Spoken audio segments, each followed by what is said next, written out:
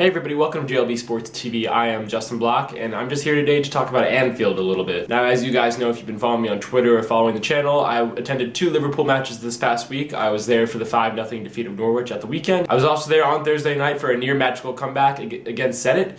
And I just want to make a video about Anfield because compared to all of the other sporting cathedrals and matches that I've been to, Anfield was truly unlike any other experience I have been through. Now, just for some context, I have been blessed to have attended some incredible games at some just absolute otherworldly sporting events or stadiums. I was there for Jeremy Lin's breakout game at Madison Square Garden. I was also there for the Knicks' first playoff victory in a decade against the Miami Heat.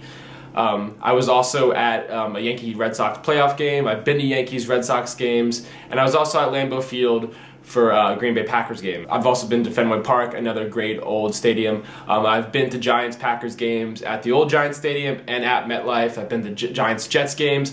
So I have been fortunate enough to have attended many incredible sporting stadiums, seen some great games, but Anfield above all was just, it was unlike anything else. Now, Anfield itself is actually a really small stadium. I believe the capacity is only around 45,000. It looks much bigger on TV, and I think that has to do something with the crowd. But when you're at Anfield, you're right on top of the game, unlike at NFL stadiums where you're right there, except there's, a giant sideline to divide the fans from the action actually going on the field.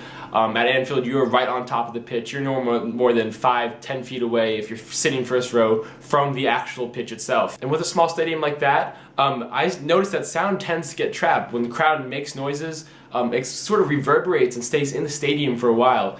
At the Swansea Liverpool match at the weekend, earlier in the first half, Stuart Downing lined up a shot that he should have put on target. Instead, he scuffed it and it went near the corner flag, and everybody started whispering, oh, Downing, fucking Downing, fucking Downing, oh, Downing, blah, blah, blah.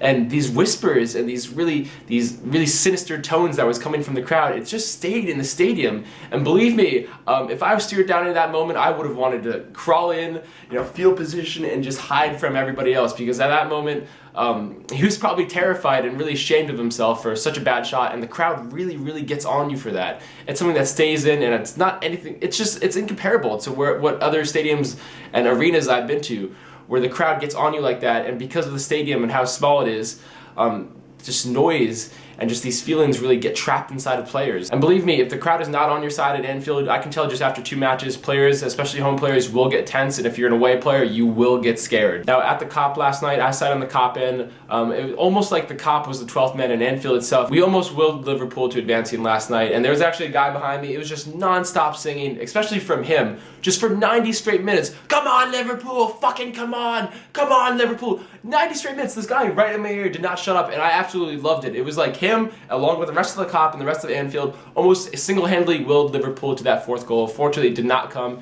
I thought something very unique about Anfield and the crowd last night was after Liverpool went down 1-0, I know 99% of fan bases that I've been around would have been like, oh shit, it's fucking over. Some would have gone home. Other people would have just sat on their hands and waited for Liverpool to respond, and it might not have come. But after Hulk scored that goal and it seemed like there was no way back for Liverpool to advance, people were always, they actually got up and started cheering more. They were more supportive of the team despite a very negative thing happening, which you don't really see much at all in any sports. Just the amount of pride gushing out of these fans was unlike anything else I've ever seen. And of course, the singing was absolutely non-stop, 90 minutes. I stood on my feet. I've never stood on my feet the entire match for any sporting event. I stood on my feet and cheered for 90 minutes. I got some video you can see right now of all of our singing and all the wonderful chanting.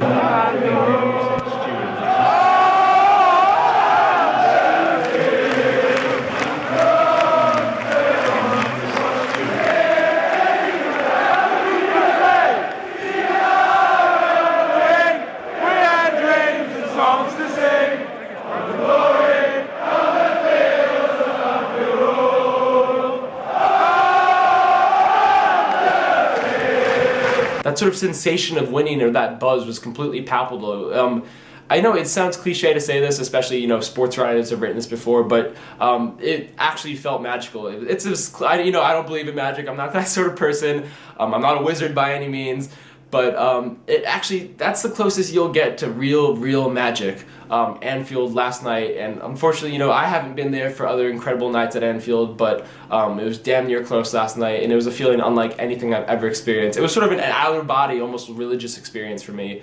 And I think that any fan, even if you weren't a fan of Liverpool, I could have brought a friend there yesterday, he could have been neutral, but even a neutral fan would have been able to really express and experience and really appreciate the magic of Anfield last night. So I just want to make a quick little video, talk about my time at Anfield, how incredible it is and how incomparable it is to any other sporting experience that I personally attended. So in the comments down below, if you've been to Anfield, I want you to tell me about your most magical day or night at Anfield. What was your proudest moment as a Liverpool fan going to a game? Or even if you've never been to Anfield, what has been your proudest, you know, craziest moment as a Liverpool fan watching them either at Anfield or 3,000 miles away overseas? Oh, and I also just wanted to show off this. I picked up a new Liverpool shirt yesterday. I decided to get JBlock49 on the back. That's my Twitter handle. Follow me at JBlock49. At JLB Sports TV 49 is also the official handle of the channel. But Anfield had this 50% off kit sale, and this was literally half of what I would pay in the US, so I had to take advantage.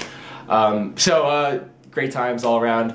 Again, leave your comments down below, and I hope you guys have a good week. Liverpool don't play for another, I don't know, week and a half against Wigan, so it's going to be some slow times coming.